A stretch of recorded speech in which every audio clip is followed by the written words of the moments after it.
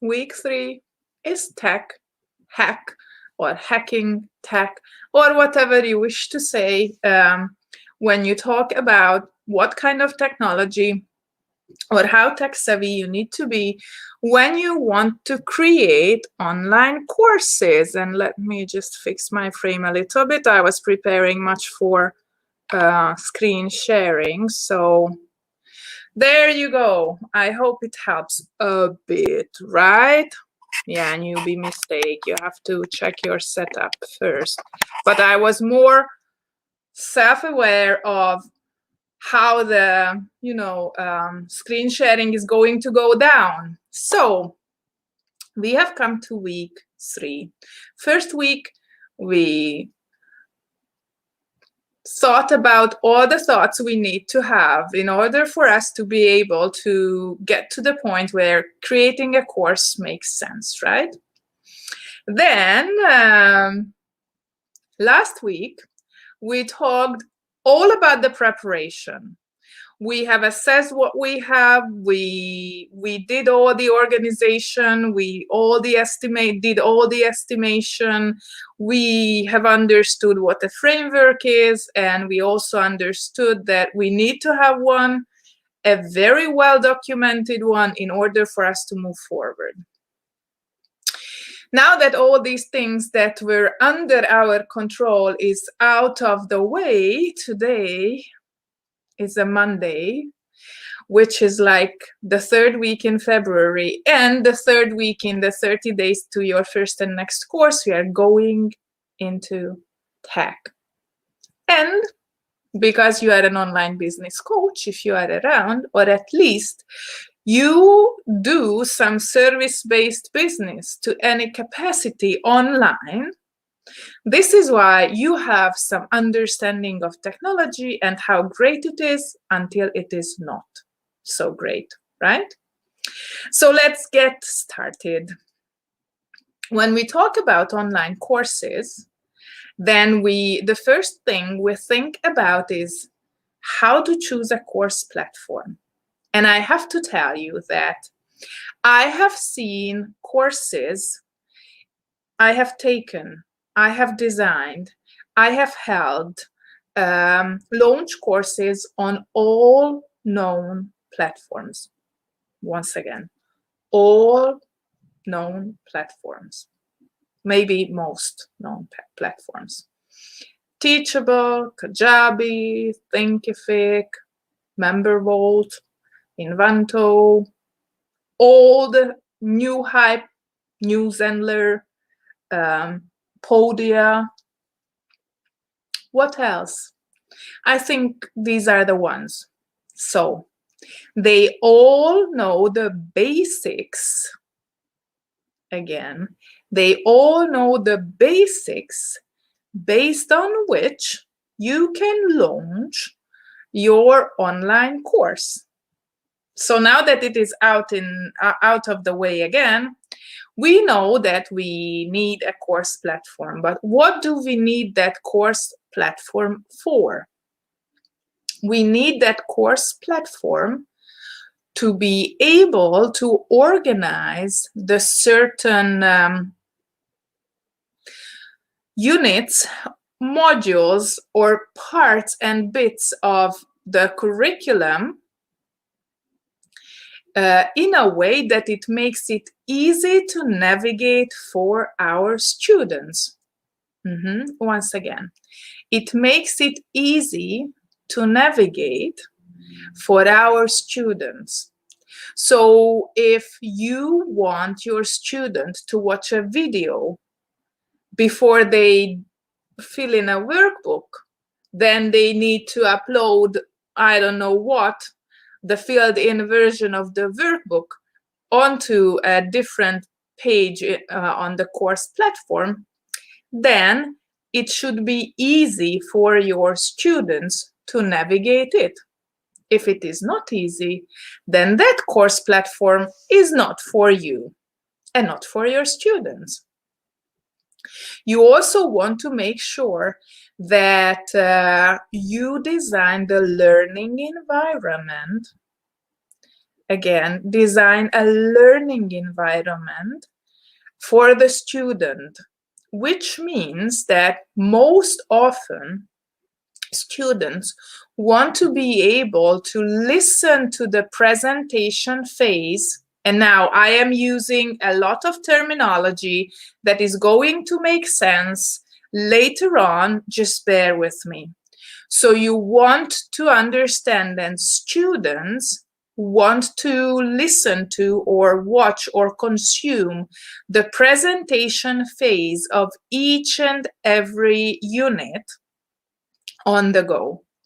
So if your course platform doesn't allow for immediate downloads, or it's too difficult for your students to figure out how to download your videos or audios from the course platform so that they can learn it, listen to it on the go or on repeat while they work out, while they cook, while they drive, not the kids to school, because come on, it's pandemic, so it's not driving the kids to school, but whatever, they can just go for the ride when they have like enough of everything, right?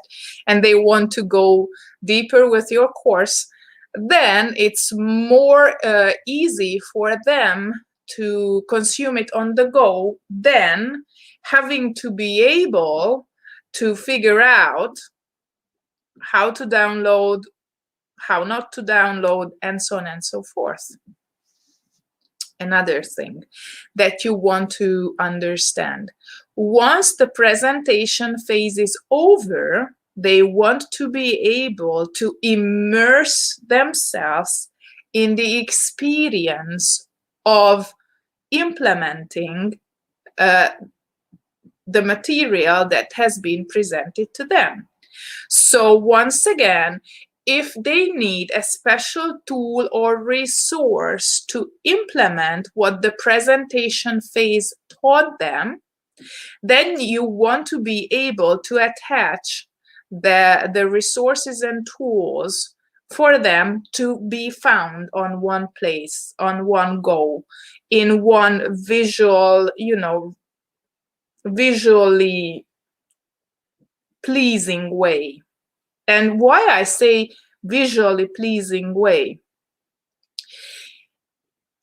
I wouldn't say pleasing, but I would say like visually clean or easy to comprehend kind of way.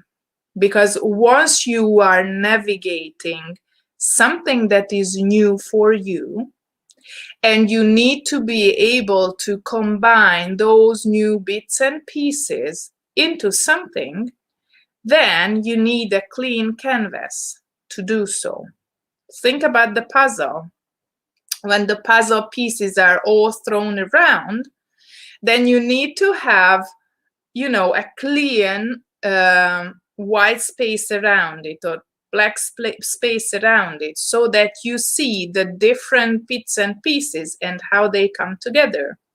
Or when you cook something for the first time and you have watched the YouTube video how to cook it, then you want to have all the necessary ingredients measured out for you, so that you just mix and do the recipe on the go. There you go. So this is what you want your course platform do for you. Any and all of them can do it. It's your task to be able to design the experience for them so that they can move forward with it. And why was I so excited about screen sharing at the very beginning?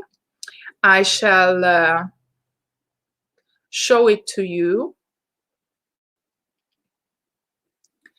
And it's this.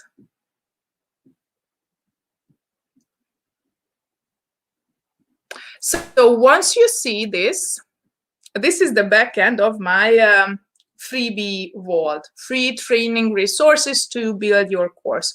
You can find 4 different sections here. The first one is only if you have a look at it, the first one is only a list of tools that you could use. This is a list of apps that you can use to create course content.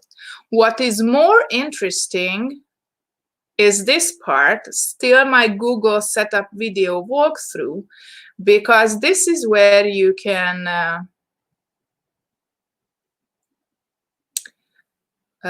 go deeper with the course setup. And what it does for you is that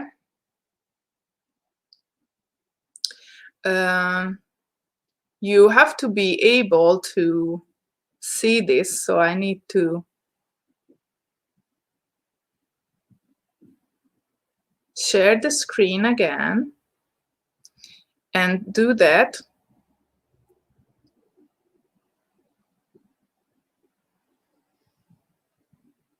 Here. No, not this one, the other one. I need the other one. I'm sorry, I was just practicing it and I just couldn't do it now, which is usually the case when you really want something to work, right?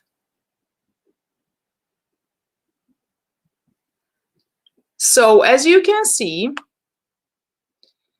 if you organize your course content in a Google Drive based on all the different bits and pieces, then it's easier for you to see how to upload it on the course platform.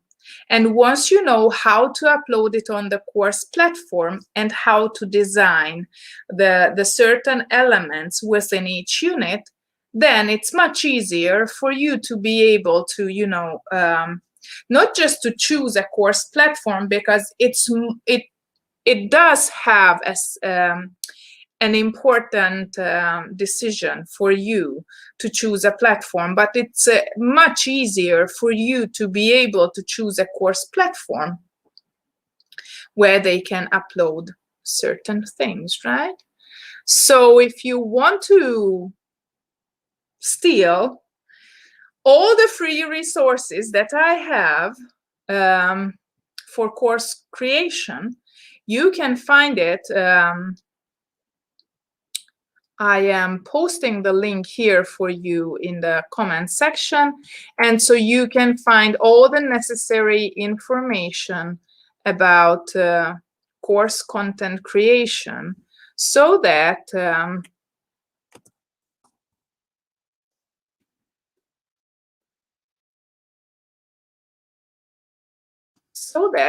you can get started. And once you have organized it visually easy to navigate for you within a Google Drive layout, then you can transfer it to any other course platform.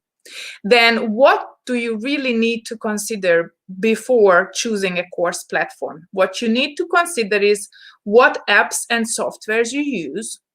We talked about it last Monday when we talked about how to assess the tech and all the application that you use before you start course creation. So you know what kind of tech and app and software resources you have.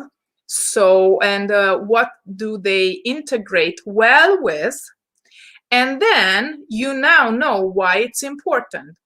It is important because based on those findings, it's much easier to add in than to substitute whole bits and pieces of technology on the back end of your business, right?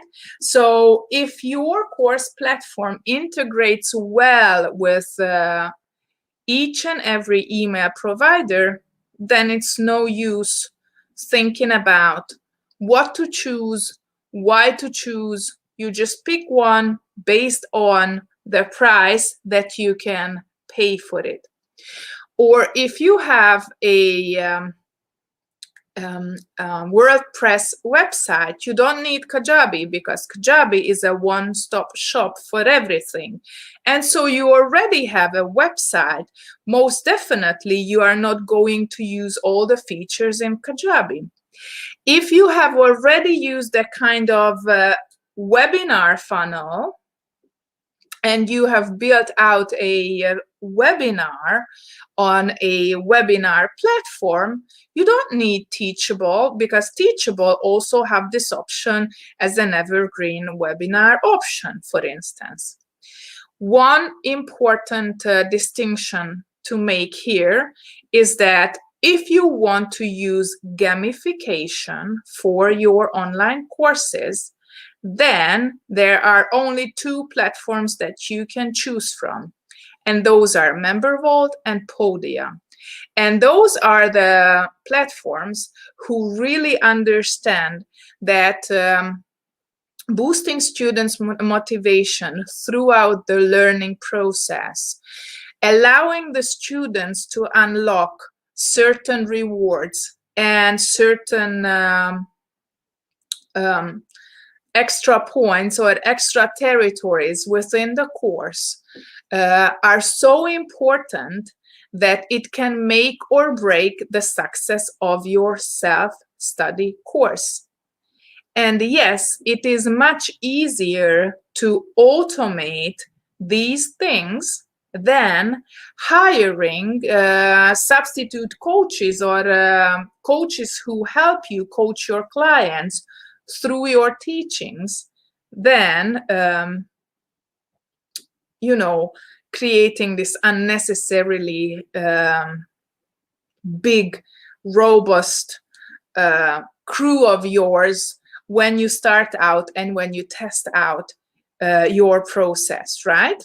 So with that said, any course platform will do that integrates well with your present apps and resources, softwares. Make sure that you have a visually easy to navigate setup before uploading it anywhere. You can find my way of organizing course content that helps students navigate course platforms over on the link in the comments. And also, it's important for you to understand that if you want to keep up student motivation, then the big names do not cater to that. So the big names do not allow for you to reward your students easily within the course platform. With that said, tomorrow I'm coming back with another important tech hack, which is what are the softwares and applications that you need to use so that you could get started with course content creation. See you around, same time, same place tomorrow.